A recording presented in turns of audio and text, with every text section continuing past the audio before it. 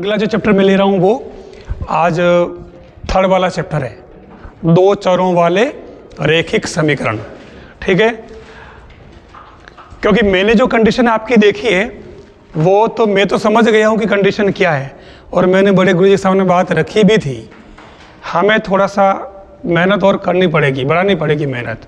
ठीक है ना। मैं जो देख रहा हूँ कि सिंपल क्वेश्चन में, जैसे कल मैंने एक क्वेश्चन दिया सिंपल सा लास्ट में, आप उसको भी अगर नहीं कर पाए तो मतलब इसका मतलब कंडीशन इज़ वेरी पुअर। अब इसका मतलब ये नहीं है कि मतलब अच्छा हमारे को ऐसे कैसे कह दिया कि वेरी पुअर, हमें कुछ नहीं आता है क्या, हमें आता तो है। ठीक है ना। तो ये वाली बात नहीं है। हम तो बात कर सकते हैं कि आपकी कंडीशन क्या है, जो कुछ मैंने देखा है मैं उसकी बात कर रहा हूँ। फिर भी कोई बात नहीं, जो कुछ है जैसा है। हम स्टार्ट करते हैं आज का टॉपिक, दो चरों वाले रैखिक समीकरण। ठीक है। इसमें भी मैं ज़्यादातर वही क्वेश्चन लूँगा जो एक अक्सर पूछे जाते हैं। ठीक है। इसमें सब तरह के क्वेश्चन है। ठीक है। हो सकता है कोई क्वेश्चन मैं छोड़ दूं क्योंकि ज़्यादा टिपिकल हो तो फालतू उसको लेने से मतलब नहीं है। ठीक है। और वैसे टिपिकल क्वेश्चन पूछते भी नहीं है।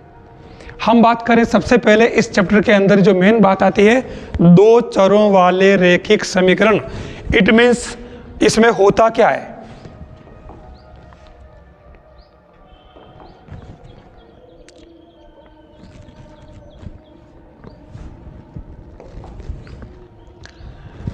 ध्यान देना, रैखिक समीकरण नाम क्या है, रैखिक समीकरण मतलब जिससे एक सरल रेखा बनती हो। ठीक है। यहां जो आपको दे रखे हैं दो equation, a1x plus b1y plus c1 equal to 0, दूसरा a2x plus b2y plus c2 equal to 0। ध्यान से देखना है, ये x y हर सवाल में फिक्स रहेगा। आपको खाली चेंज मिलेगा तो a1 b1 c1 और a2 b2 c2, ये चेंज मिलेगी। ये संख्या है सारी। ठीक है। ध्यान देना, हमारे पास तीन कंडीशन बनती है और इस तीन कंडीशन में पहली कंडीशन आती है a1 upon a2 is not equal to b1 upon b2। ये क्या बताती है, ये वो कंडीशन है जब दो रेखाएं एक दूसरे को इंटरसेक्ट करती है, काटती है। ठीक है। ये वो कंडीशन है दूसरी वाली जिसमें रेखाएं एक दूसरे के समांतर होती है, पैरेलल। ध्यान देना, ये दूसरी कंडीशन। और तीसरी कंडीशन आती है जिसमें रेखाएं एक के ऊपर समपाती है, एक के ऊपर एक है।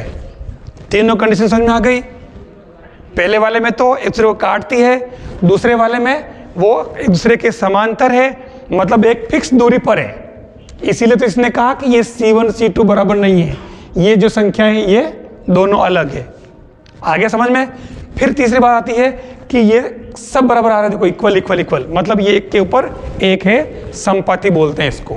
ठीक है।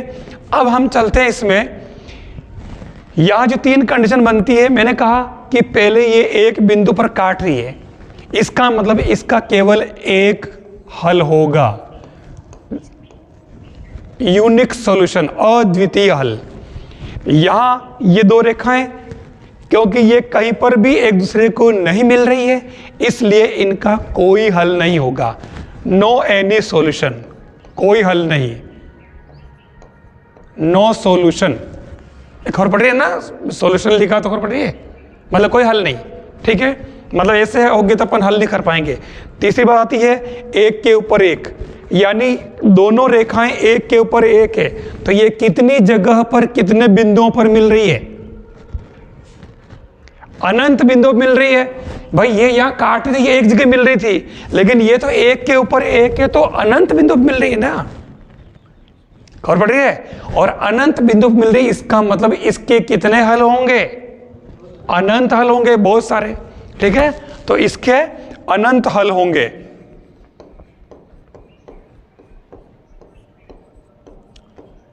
एक के ऊपर एक है तो अनंत हल, यहां कोई हल नहीं क्योंकि समांतर है, मिल नहीं रही, और यहां एक हल। क्लियर। ये आपको तीनों का सिस्टम ध्यान में रखना है। यानी एक तरह से आप जो हल करोगे दो समीकरणों को, तो जो बिंदु आएंगे x और y के मान निकालते हो आपको पता होगा, निकालते हो ना। तो वो x और y के मान आखिर है क्या, ये उनके कटान बिंदु के निर्देशांक है और कुछ नहीं। ठीक है, ये इसका बेसिक हुआ। अब हम चलते हैं नेक्स्ट।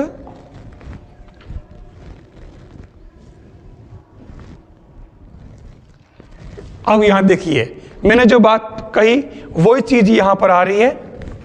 रैखिक समीकरण युग्म 9x + 3y + 12 बराबर 0, 18, 6 और 24 बराबर 0, इसके कितने हल होंगे? हमें उन तीनों चीज़ों पर फोकस करना पड़ेगा। देखो A1/A2 मतलब कितना आ रहा, 9/18, फिर y का कितना 3/6 और ये 12/24। मैंने भी यहाँ बीच में कुछ लगाया नहीं है, मैं भी इन संख्याओं को काट भी लेता हूँ। तो यहाँ कितना आएगा 1/2, यहाँ कितना आएगा, और यहाँ पर भी मतलब सब बराबर आ गए, सब बराबर आ गए। इसका मतलब कौन सी कंडीशन बनी, समपाती। ठीक है ना, समपाती वाली कंडीशन आ गई, ध्यान रखना। यानी एक के ऊपर एक रेखा, एक यहाँ है तो दूसरे इसके ऊपर, मतलब कितने हल होंगे, अनंत। केवल एक अपरिमित, ये दूसरा वाला ऑप्शन करेक्ट। आ गया समझ में? ठीक है, फिर चलते हैं हम नेक्स्ट क्वेश्चन। कौन गया?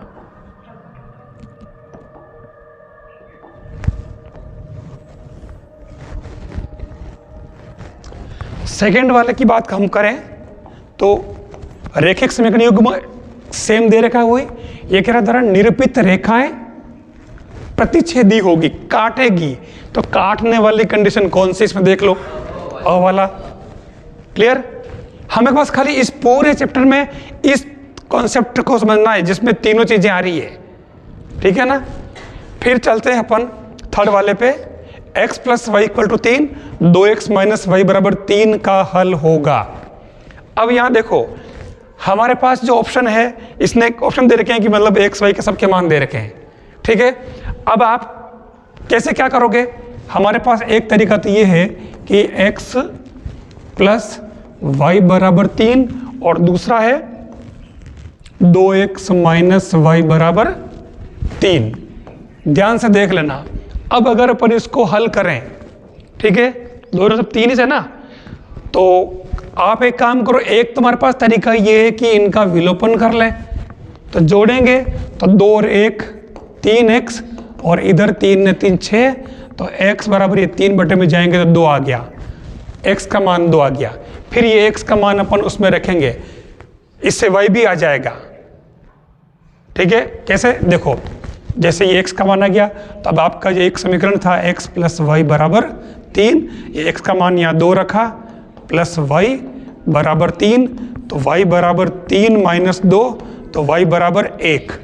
ठीक है, यानी कौन सा सही आंसर है, स वाला। ठीक है, अब मैं, क्योंकि ऑब्जेक्टिव है, उत्तर सामने है, अगर ये मेथड किया तो भी कोई दिक्कत नहीं है, लेकिन इसमें देर बहुत लगी, हमारे सामने आंसर है, तो अगर वो रास्ता चुना तो हमने गड़बड़ की। आज के जो कॉम्पिटिटिव जो युग है, ज़माना है, इसमें अगर आप वैसे करने बैठोगे ऑब्जेक्टिव में तो पीछे रह जाओगे। इसके लिए आपको क्या करना पड़ेगा, आप कोई सा भी एक समीकरण उठा लें और इसमें आप x और y की जगह से पहले आप 2 और 3 रख के देख लें। x की जगह आप रखें 2, y की जगह रखें 3, प्लस करें तो 3 आना चाहिए। आ रहा क्या 3? नहीं आ रहा, कैंसल। ये 3 और 2 रख के देखें तो 3 और 2 बात तो हो गई, वही दोनों को जोड़ने पर जाना चाहिए, ये भी कैंसल। आप 2 और 1 के रख के देख लें इसमें, तो ये x + y = 3 है, ये वाला आप 2 रखें, ये 1 रखा तो 3 आ रहा, देख लो ये 3 आ गया। आया समझ में? तो ये इसमें डायरेक्ट वैल्यू पुट कर लेनी और इससे आपके 3 आ गया, तो ये आंसर सही है। देखो आपको ये पूरा हल करना ही नहीं पड़ा, इसमें इधर से डायरेक्ट मान x और y की जगह रख के देख लेना। कोई जरूरी नहीं कि आप इसमें रखते, आप इसमें भी रख सकते थे। आप बताएंगे मेरे पास 2 इक्वेशन थे, एक तो ये वाला न, दूसरा था मेरे पास में 2x - y = 3। मैंने इसमें रखना उचित क्यों माना? उसमें इसमें दोनों के गुणा के 1 1 है, यहाँ पे 1 1, या 2 था तो गुणा करना पड़ रहा था, हालांकि भारी काम नहीं था वो भी, पर ये और इजी कि दोनों को जोड़ने पर 3 आना चाहिए, तो दोनों को जोड़ने पर 3 तो इसमें आ रहा कि देखो 2 और 1 3, तो ये 3 आ रहा। क्लियर? ऐसे चेक करना, वहाँ पूरा हल करने मत बैठना, ठीक है, दोनों के मान रख देना उसमें, देख लेना। फिर चलते हम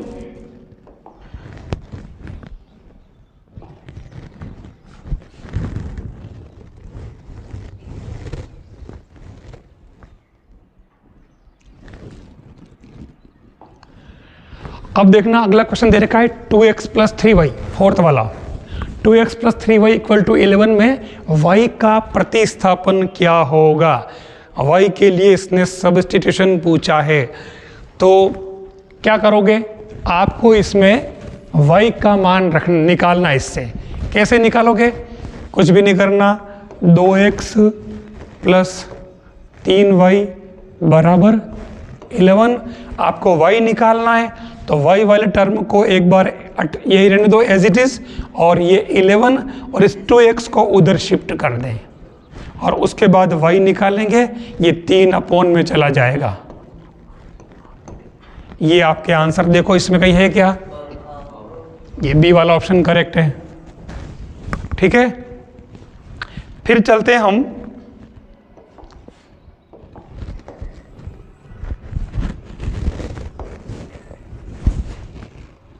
सेकंड यानी 5th वाला। देखो फिर वैसे ही सवाल आ गया, देखो जैसा अपन वो कल के वाली बात कर रहे थे, 4x प्लस 3y माइनस के इक्वल टू 0 का हल 3 माइनस 2 है तो के का मान, ऐसा सवाल बनेगा ही बनेगा, ठीक है ना। क्या करना, इसमें इसने देखो c की जगह k बिठा दिया, ठीक है। क्या करना, आपको 3 और माइनस 2 पुट करना है इसमें, तो ये 4x प्लस 3y माइनस के बराबर 0, तो ये 4 और ये 3 रखो x की जगह प्लस 3 और माइनस 2 रखो y की जगह, ये माइनस के इस माइनस के को उधर भेज दो, पक्षांतर कर दो, के का मान तो निकालना है, तो ये क्या आ गया 12 माइनस 6 बराबर के, तो ये के का मान कितना आ गया 6, ये आंसर। तो इसमें कहाँ है, स वाला ऑप्शन करेक्ट है। आ गया समझ में। फिर चलते हम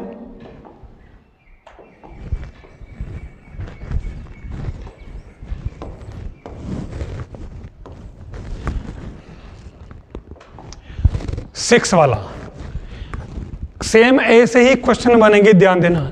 ये कह रहा है एक पेन तथा 5 पेंसिल का मूल्य 15 रुपए हैं। एक पेन और 5 पेंसिल, पेन को मान लें आप x और पेंसिल को मान लें आप y।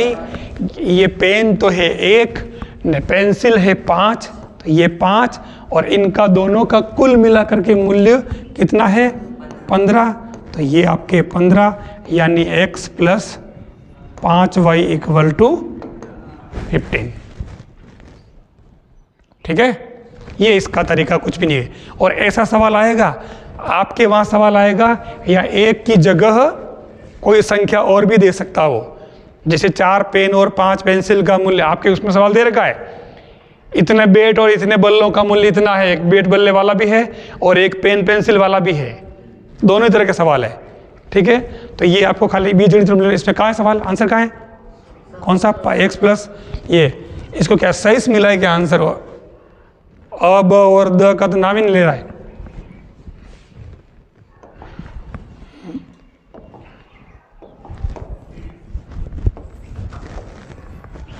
फिर हम चलते हैं नेक्स्ट क्वेश्चन 7वां, रैखिक समीकरण युग्म की विलोपन विधि में। विलोपन में हम क्या करते हैं, मैंने अभी वहां पे कराया था वो काटने वाला, ठीक है। दिमाग क्वेश्चन जब पूछे ना तो क्वेश्चन दिमाग में आ जाना चाहिए कि हमें करना क्या है, वो पूछ क्या रहा है। तो विलोपन विधि जैसे ही कही फट से दिमाग आना चाहिए, अच्छा वो काटने वाली प्लस माइनस वाले। एक चर को दूसरे चर के पद में व्यक्त किया जाता है, एक चर को विलुप्त किया जाता है, युग्म का ग्राफ बनाकर हल किया जाता है, उपर्युक्त सभी। वैसे इसमें ब वाला ही करेक्ट है, ठीक है, क्योंकि ये सारी अलग अलग विधियां हैं, ठीक है। ये सभी क्योंकि इसने पर्टिकुलर एक ही पूछा है, तो इसमें तो केवल ये जैसे मैंने अभी y का विलोपन किया था ना वैसे, ठीक है। फिर आता है अगला 8वां क्वेश्चन, समीकरण 5x minus Y equal to 5 किस हल के लिए संतुष्ट करता है। लो, जो मैं भी पूछ रहा था वही बात आ गई। एक ही समीकरण दे रखा है और इसने कहा कि किस हल के लिए ये संतुष्ट करता है। क्या करना है पता है? रिवर्स चेक करना है। जो ऑप्शन में दे रखे आंसर है, पहले इसमें एक एक रख के देखो आप, तो इसमें x की जगह 1 रखा, y की जगह 1 रखा, तो 5 इंटू 1 कितना बना? 5 माइनस 1। इसमें आप देख लो, तो पहले एक एक रखो तो क्या बना ये? 5 माइनस 1 बराबर 5 आ रहा है क्या? नहीं आ रहा, कैंसल। 2 और 5 रखो, तो 2 रखा इसकी जगह, तो ये हो जाएगा 10 और यहाँ रखा 5, ठीक है। तो 5 आ रहा है क्या?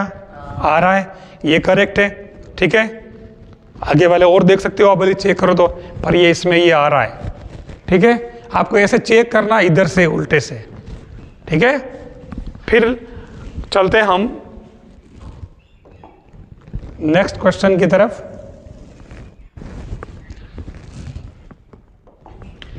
के किस मान के लिए समीकरण युग्मों 3x equal to y plus 1, 2k minus 1x plus y equal to k plus 1 का कोई हल नहीं है। कोई हल नहीं। पहली बात तो इसको देख करके डरो मत, इसको बढ़ाने दो।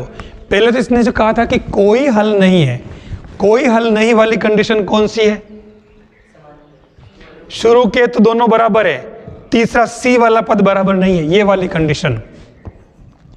a1 upon a2, b1 upon b2, c1 upon c2। कोई हल कब नहीं होता है? जब ये इक्वल नहीं होता है, ठीक है ना। और ये इक्वल, ये कौन सी कंडीशन है? समांतर वाली, याद रखना है ये बिल्कुल, ठीक है ना। तो अब इसमें आपको करना क्या है? आपको इसमें a1 अपॉन a2 करना, तो ये बन जाएगा 3/x का गुणा क्या है? 2k माइनस 1 बराबर b1/b2, यानी कि y, देखो ये इसमें y इधर है और उसमें y पक्षांतर कर रखा है, तो इस y को इधर लाओगे तो -1 बनेगा b का मान, और इधर y का गुणांक 1, और फिर उधर लास्ट वाले के लिए इधर तो 1 है, और ये क्या बन जाएगा? 2k प्लस 1, ठीक है। दोनों उधर है, जो कोई फर्क नहीं पड़ेगा, यहाँ पक्षांतर करके एक साइड लेना पड़ेगा, ध्यान देना। अब यहाँ कौन सी? ये नॉट इक्वल वाली। अब यहाँ 2 कंडीशन बनती है। इसने कहा कि कोई हल नहीं है, तो आप एक काम करो, इसके अंदर आप इसको ले लो, पहले इसको ले लो आप, तो इसको इससे मल्टीप्लाई किया, क्रॉस मल्टीप्लिकेशन, तो 2k माइनस 1 इक्वल टू 1, तो ये माइनस 2k इक्वल टू 2, तो k इक्वल टू आ रहा है माइनस का 1 है क्या इसमें? मतलब k इक्वल टू, ध्यान देना, k के किस मान के लिए? यानी कि ये अगर होगा तो फिर ये कोई हल नहीं होगा, ध्यान देना। ये बहुत इंपॉर्टेंट क्वेश्चन है, ध्यान रखना। इसमें और भी कॉम्प्लिकेसी है, पर मैं ज़्यादा बात नहीं करूँगा, ठीक है। समझ में आ रहा है? आगे कंटिन्यू करूँ? अब सेक्शन अलग आ गया है, देखो। क्वेश्चन नंबर 1 कह रहा है कि एक टैक्सी का किराया प्रथम किलोमीटर के लिए 25 रुपये तथा उसके बाद प्रति किलोमीटर के लिए 17 रुपये हैं। यदि एक व्यक्ति x किलोमीटर दूरी तय करने पर y रुपये किराया देता है तो इसे बीजगणितीय रूप में लिखिए। क्या कहा? एक टैक्सी, ये सवाल आपके उसमें बुक में है, देखो आप, देखो बुक में है कि नहीं, एग्जाम्पल में देखो आप, 3.1 के जो एग्जाम्पल है ना उसमें देखो आप। फिर अपन चलते हैं आगे, नेक्स्ट। कोई भी ऐसा क्वेश्चन नहीं आएगा जिसमें आप उलझते हो, ठीक है ना। सीधे सीधे क्वेश्चन बनेंगे, जिन जिनको मैं करवा रहा हूँ उनको ठीक से कर लें आप, ठीक है। फिर चलते हैं अपन दूसरा क्वेश्चन। 2 संख्याओं का अंतर 26 है, इसे बीजगणितीय रूप में लिखिए। 2 संख्याओं का अंतर 26 है, बीजगणितीय रूप में लिखिए। क्या लिखो, कैसे लिखोगे? एक नंबर का प्रश्न है खाली। पहली संख्या x, दूसरी संख्या y, इनका अंतर 26 है। ये आंसर आया समझ में? अंतर का है, अगर ये योगफल कहता तो प्लस कर लेते। हाँ ठीक है। नेक्स्ट अब कह रहा है तीसरा क्वेश्चन देखो, 3x + 2y = 5 के लिए x और y के दो हल लिखिए। x और y के लिए दो हल लिखिए। कैसे लिखोगे? अपने मन से कोई भी संख्या लेके देनी है। सबसे बढ़िया तरीका क्या बताऊं आपको, आप ऐसे जब पूछे ना तब आप कुछ नहीं करें, डायरेक्ट आप x = 0 रख लें इसमें, तो ये पूरा पद खत्म हो जाएगा। ठीक है, और इससे आपके ये प्लस का 2y = 5, तो y = 5/2। तो आपका एक हल तो हो गया a0 5/2। x आपने 0 रखा तो पूरा पद ही खत्म हो गया। ध्यान रखना, बहुत इजी काम है। ये तरीका अपन उसमें यूज़ करेंगे, अपने ग्राफ वाले में, ग्राफ में यूज़ करेंगे। और दूसरी बार आप y की जगह 0 पुट कर लें। ठीक है, तो ये y की जगह 0 रखा इसमें,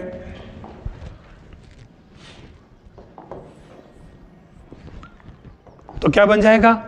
जो आपके 3x + 2y = 5 है, आप y की जगह 0 पुट कर ले अब की बार, तो ये वाला पूरा पद खत्म हो जाएगा, 0 हो जाएगा। अब क्या बचा? 3x, तो ये 3x = 5 बचा। ध्यान देना, तो ये x = 5/3। तो दूसरा बिंदु क्या आ गया आपका? दूसरा हल 5/3 और 0। अब पहली बार में मैं x 0 किया तो y का मान निकाल लिया, दूसरी बार आपके y 0 किया, x का मान निकाल लिया। ये ऐसे करना है। अगर आपको इससे निकालना हो तो इससे दो बिंदु कैसे निकालोगे? आप x 0 करो, ठीक है, तो y का मान क्या आ जाएगा? -26। y 0 करो तो x का मान आ जाएगा -26।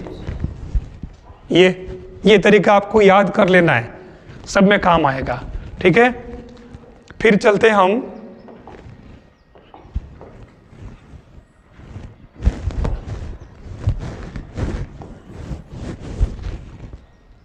नेक्स्ट है फोर्थ वाला।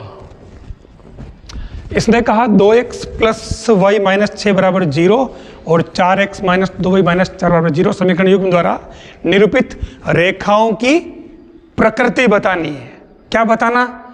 या तो समांतर होगी, या संपाती होगी, या प्रतिच्छेद होगी। आप देख लो कैसे करोगे।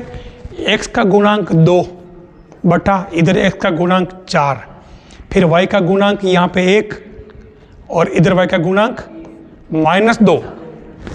देखो थोड़ा आप ध्यान रखना, गुणांक निकालना आना चाहिए। लिखना आ रहा है गुणांक? अगर मैं पूछ दूँ ये 1 कहाँ से है, बताओगे? चलो, फिर इधर c -6 बटा -4। मैंने भी देखो बीच में बराबर है या नहीं लगाया। क्यों नहीं लगाया? क्योंकि पता बाद में चलेगा कि ये कौन किसके बराबर है। काट लें इसको, तो ये तो हो रहा है 1/2, ये माइनस का 1/2 और ये माइनस माइनस प्लस, तो 3/2। ठीक है, आप देखो कि ये भी बराबर नहीं है, ये भी बराबर नहीं है। आपको मालूम है कि जब ये बराबर नहीं होती है तो क्या होती है? प्रतिच्छेदी। और ये बराबर नहीं होती है तो समांतर। तो दोनों एक साथ नहीं हो सकती। ये कंडीशन होगी जब दोनों होगी तब, ये वाली। और ये कंडीशन कौन सी है? प्रतिच्छेदी वाली कंडीशन, ध्यान देना। ठीक है, a1/a2 is not equal to b1/b2। ठीक है,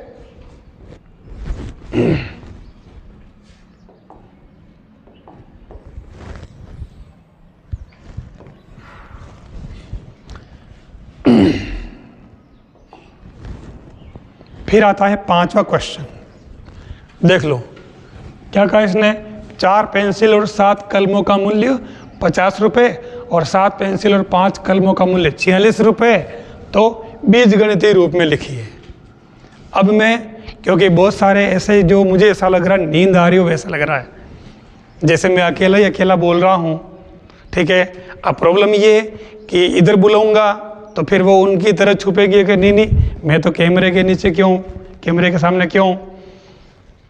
और दूसरा तरीका मेरे पास में है भी नहीं, मैं जगाऊँ तो कैसे जगाऊँ, क्योंकि ये वन वे नहीं चलना चाहिए, कभी भी वन वे नहीं चलना चाहिए। केवल मैं अकेला बोल रहा हूँ, वो मज़ा नहीं आ रहा है। जैसे मुझे लग रहा है कि जैसे बस मैं बोल रहा हूँ, आपको कुछ खबर पड़ नहीं रही और बस ऐसे ही बैठे हैं। क्या ऐसी बात है क्या? है फ़ायदा हो रहा है क्या? पीछे वैसे गुरुजी बैठे हैं, कोई बात नहीं। हाँ, मुझे पता ही नहीं गुरुजी बैठे हैं। पता चलना चाहिए, देखो है ना, ऐसा नहीं मतलब मैं बोलता रहूँ और ये आप मतलब खाली ऐसे बैठे रह जाओ, नहीं फिर वाह अपने अपने घर। इस क्वेश्चन को डायरेक्ट बताना है। चलो मैं यहाँ नहीं बुलाता हूँ, वहीं से बोलना है और आप पूरा क्लियर आंसर बोलना। क्या होगा इसका आंसर, आप बताओगे? चलो आप बता दो, क्योंकि डायरेक्ट आंसर है, कोई मुश्किल काम नहीं है। क्या होगा इसका आंसर?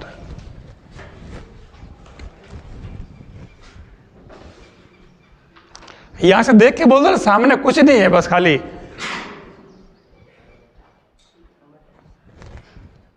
अच्छा लग रहा मुझे, कम से कम 2-4 तो बिल्कुल एक्टिव हैं, इसे मुझे अच्छा लगता है। हाँ, पेंसिल बराबर x, कलम बराबर y, 4x प्लस 7y बराबर 50 और दूसरी समीकरण मिलेगी 7x प्लस 5y बराबर 6।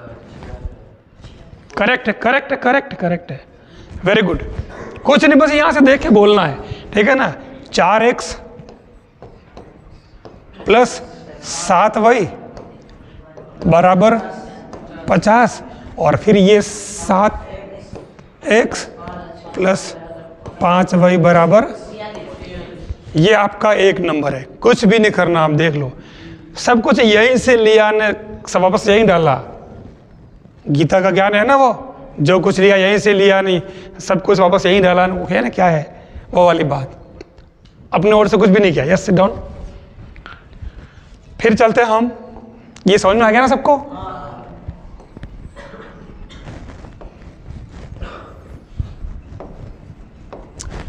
फिर नेक्स्ट आता है 6 वाला क्वेश्चन। एक आयताकार बाग की लंबाई चौड़ाई से 4 मीटर अधिक है और अर्ध परिमाप 40 मीटर है, तो इससे बीजगणितीय रूप में लिखिए। कुछ भी नहीं करना, आपके सीधा सा काम है, ये आपके जैसे आयत है, ठीक है, और इसने कहा कि इसकी लंबाई चौड़ाई से 4 मीटर अधिक है। लंबाई में से और चौड़ाई में से ज़्यादा कौन है? लंबाई। तो आप चौड़ाई को मान लो x, ठीक है, और लंबाई को मान लो 4 मीटर अधिक है ना। देखो हमारे पास में इससे 2 तरीके हैं, हम 1 वेरिएबल से भी कर सकते हैं, 2 वेरिएबल से भी कर सकते हैं, ठीक है ना। तो भले ही आप एक काम करो, इसको वही लिख दो, चलो। तो इसने कहा कि लंबाई चौड़ाई से 4 मीटर अधिक है, ठीक है। तो पहला इक्वेशन क्या हो जाएगा? लंबाई बराबर चौड़ाई प्लस 4, एक समीकरण तो आ गया आपका ये। दूसरा समीकरण आ जाएगा अर्ध परिमाप 40 है, तो आयत का परिमाप का सूत्र क्या है, आप बता दो। हाँ, आयत का परिमाप, चलो वेरी गुड, शाबाश, बेटा नीचे, ठीक है। तो 2 इंटू लंबाई, 2 इंटू लंबाई क्या है? y प्लस चौड़ाई बराबर दे रखा है कितना? 40। लेकिन इसने कहा कि अर्ध परिमाप है, ठीक है, तो मैं इसको हटा देता हूँ, 2 को हटा देता हूँ, 2 नहीं है, आधा परिमाप भी ऊंचा है। तो आपके पास में क्या समीकरण आ गया? x प्लस वाई बराबर 40। ये आपके बीजगणितीय रूप हो गया इसका। दोनों ही आपको यूज करने इसमें, ठीक है। फिर चलते हैं हम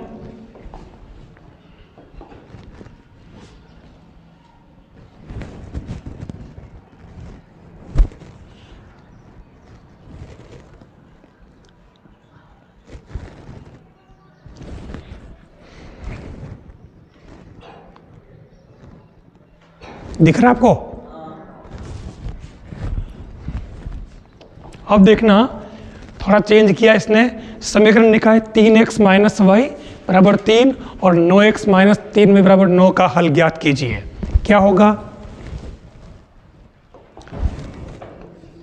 3x माइनस वाई बराबर 3 और 9x minus 3y equal to 9। हमें इसको हल करना है, ठीक है। अब यहाँ इसने हल करने की बात कही है। सबसे पहला काम हम क्या करेंगे? हम चेक करेंगे कि इसके हल है भी या नहीं। कैसे करेंगे? 3/9 माइनस 1/3 और ये 3/9। ध्यान से देखो, इससे क्या आ रहा है? ये 1/3 माइनस का 1/3 और 1/3, यानी आप देख लो कि ये बराबर नहीं है, ठीक है, और ये भी बराबर नहीं है, मतलब हल संभव है। ये रेखाएं किस प्रकार की है? इस प्रकार की है। तो कैसे करोगे आप इसको? ये अपन ने चेक कर लिया इससे, ठीक है। चलो पूरा कर लेते हैं इसको इधर। अब इसमें क्या करेंगे हल करने के लिए? क्योंकि इसने कहा कि हल कीजिए। हमारे पास 3 विधियां हैं। आपको विलोपन विधि अच्छी लगती है या प्रतिस्थापन विधि अच्छी लगती है? विलोपन ही बढ़िया, सबसे बढ़िया, ठीक है। और इसके लिए ये 3 वही है। आप तो इस समीकरण को 3 से गुणा कर लो। इसको किसी को भी एक को आप जैसे इसको 3 से मल्टीप्लाई कर लें, ठीक है। इसको आपको किसी से नहीं करना है, तो ये मैंने लिख दिया कि 1 से करना। तो ये क्या बन जाएगा? पहला वाला 3 से करोगे तो 9x minus 3y equal to 9, और अगला वाला जो as it is 9x minus 3y और इक्वल टू 9। दोनों माइनस आ रहा है क्या? तो फिर ये इक्वल क्यों नहीं हो रहा? अच्छा, ये माइनस था ना, किसी ने भी ध्यान नहीं दिया, मेरे से तो गलती हो गई। मैंने कहा वहाँ हल आ तो रही नहीं, दोनों माइनस थे, तो ये माइनस माइनस प्लस हो गए, तो ये सब बराबर आ गए ना। देखो ना, सब बराबर आ गए, मतलब दिस इज रॉन्ग, इंटरसेक्ट नहीं कर रही है। ये वाली जो कंडीशन है पूरी इसमें कैंसिल हो जाएगी, ध्यान देना।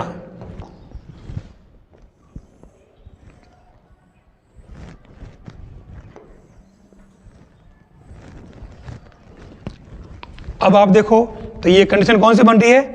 वो समपाती वाली, एक के ऊपर एक वाली। तो यहां पर क्या होगा? यही वो कंडीशन मिल गई हमारे को कि कितने अनंत हल होंगे, अपरिमित रूप से अनंत हल होंगे। पूरा हल नहीं करना है, ध्यान देना, ठीक है। क्योंकि आप करते तो क्या करते, देख लो, दोनों माइनस थे, आप किसी एक को काटते, ये कट गया तो ये भी कट गया, तो 0 बराबर क्या आ गया? इधर भी आपके 0 आ गया, ठीक है ना। सेंसलेस आंसर हो गया, रिजल्ट हो गया, ठीक है। फिर चलते हम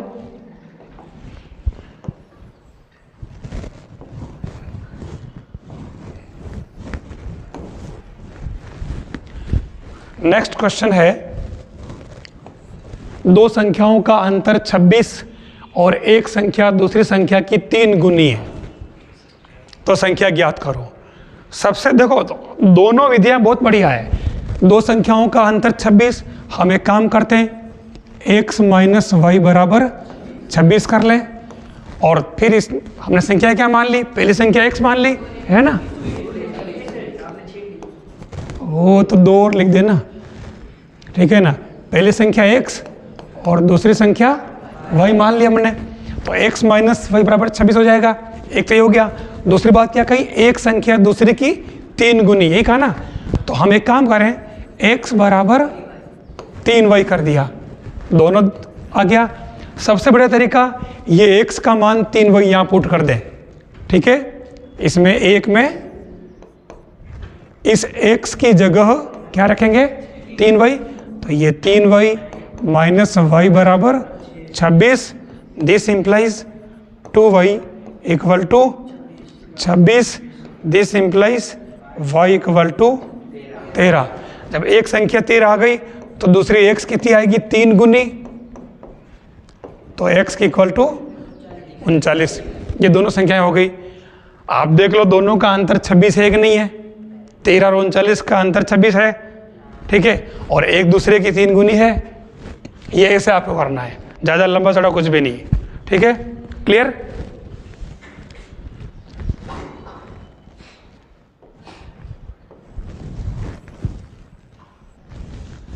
फिर आता है तीसरा, विलोपन विधि का प्रयोग करते हुए समीकरण 2x + 3y और 4x + 6y = 7 को हल कीजिए। विलोपन विधि, अब इसने बांध दिया है, कोई जरूरी नहीं कि आप विलोपन विधि से करो, वहां तो सीधे सीधा आएगा, हल कीजिए, ठीक है। तो अब जैसे आपसे पूछे तो ये वाला क्वेश्चन कितने जने ऐसे जो कर सकते हैं कॉन्फिडेंटली, है?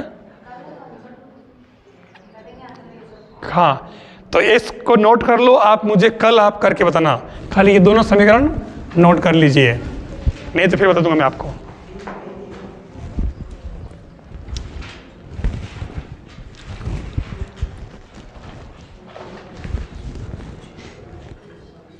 ये थोड़े लंबे पड़ेंगे, इनको छोड़ देते हैं, इनकी बस की बात नहीं है।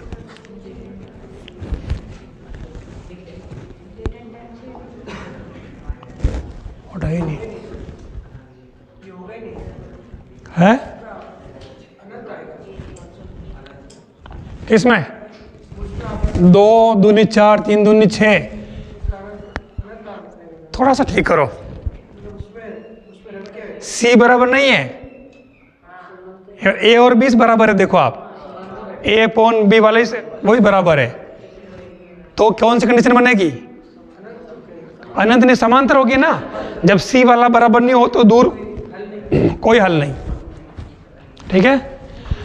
इन दोनों क्वेश्चन को वैसे तो बुक में है, थोड़े लंबे जाते हैं, इसलिए मैं इनको अभी नहीं करा रहा हूं। आप चाहे तो कर सकते हैं, कोई खास बात नहीं है इजी काम है इसका भी, पर अभी मैं इसको नहीं ले रहा हूं, ठीक है। फिर मैं क्वेश्चन नंबर 6 की बात करूं, 2x + 3y = 11 और 2x - 4y = -24 को हल कीजिए और y = mx + 3 के लिए m का मान ज्ञात कीजिए। ये सवाल पूरा मेजर क्वेश्चन में आता है, तो मैं आपको बता रहा हूं, देखो आपको क्या करना है इसमें,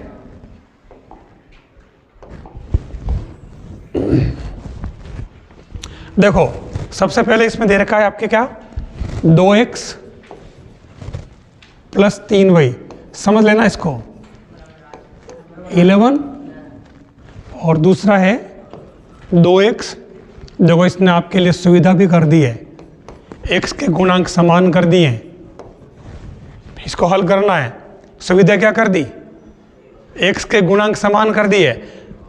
जब भी x का गुणांक समान हो तब कोई प्रॉब्लम वाली बात ही नहीं आती, आप डायरेक्ट इसमें से आप इनके चिन्ह बदल लें इस तरीके से, ये कैंसल, 4 और 3 7y, और ये कितना हो रहा, 3 और 5, तो y बराबर 35/7, तो इससे y आ जाएगा 5, y का मान 5 आ गया। आप किसी एक समीकरण निकाल रख दें इसके अंदर, इसको 1, इसको 2 मान लें, तो समीकरण 1 क्या कह रहा है आपके, 2x, पहले वापस लिखें समीकरण, ध्यान देना, 11 1, तो ये हो जाएगा 2x, 3 और y की जगह क्या रखना, 5, तो 3 × 5 15 कर दो, राइट।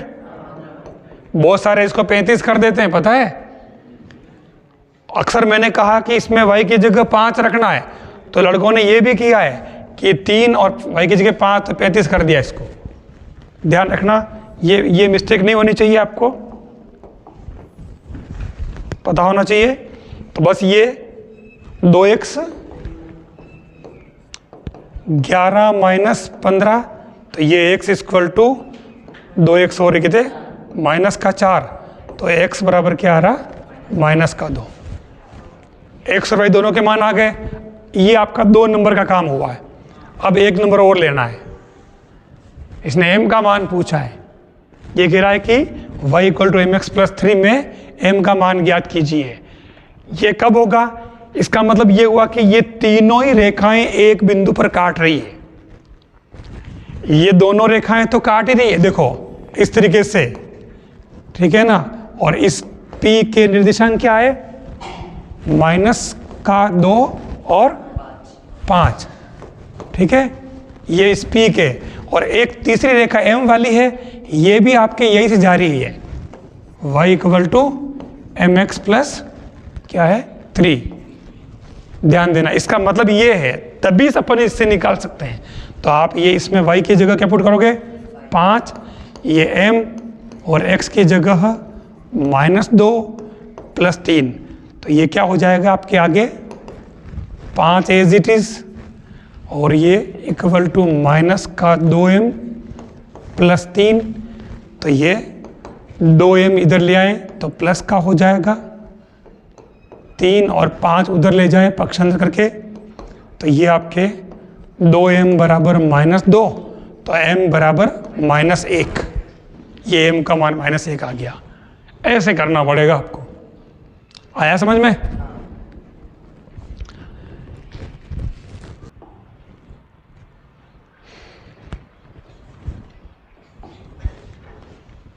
ये जो मैंने इसमें बताया, बस आपको इस तरह के क्वेश्चन करने हैं, ठीक है। फिर इसमें मैं जो मुख्य बात लेना चाह रहा हूँ, जो क्वेश्चन जाते ही आपको मिलता है वो है, अगर आपके एक कंडीशन तो ये है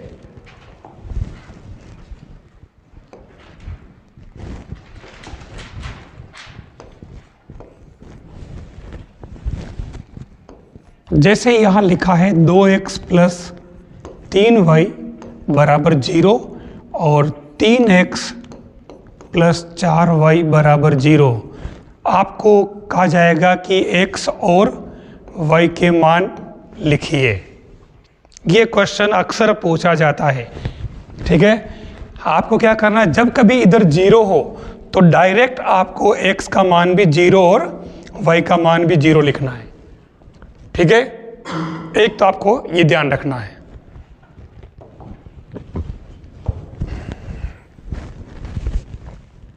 फिर देखना, मैं यहां लिख रहा हूं √41x + √45y = 0 और √66x - √37y = 0 को हल कीजिए। आपको x और y के मान लिखने हैं। क्या होगा? 0। इनको बड़ी बड़ी संख्याओं को देख करके डरने की जरूरत नहीं है। हमारे को एक कॉन्सेप्ट पता होना चाहिए कि x y हो और इधर 0 हो c का मान, तो हमेशा ही x और y दोनों 0 आते हैं। ध्यान में रह जाएगा। पेपर में देखना, ऐसा क्वेश्चन आए तुरंत फटाक से डायरेक्ट लिख देना, कोई हल वल नहीं करना, डायरेक्ट लिख देना, ठीक है। एक बात तो बताई मैंने आपको, ये एक चीज़ और है जो आपको डायरेक्ट बता रहा हूँ कैसे करते हैं। जो एक तो ये, एक देखना, जैसे एक क्वेश्चन लिखा मैंने, x + y = 10 और x - y = 12। आपको x और y के मान लिखने हैं। कैसे करेंगे आप? विलोपन या उससे करोगे ना। अब देखना, जब कभी ऐसा आए, एक तो प्लस का दूसरा माइनस का है और इधर वो देगा, सम संख्याएं देगा, ठीक है ना। कुछ भी नहीं करना, जब x का मान निकालना, दोनों को जोड़ के आधा कर लो। 12 और 10 22/2 यानी कि 11, और इन दोनों को घटा लो माइनस वाले में, 12 में 10 गए तो 2 बचे, 2 का आधा करो 1, ये आपके आंसर। दोनों को जोड़ के आधा करो एक बार, तो ये x का मान, दोनों को घटा करके आधा करो, ये आपके y का मान, ठीक है। ये इसका तरीका है, कुछ भी नहीं करना। विषम भी हो तो कुछ नहीं, बटा में आ जाएगा, कोई फर्क नहीं पड़ रहा है।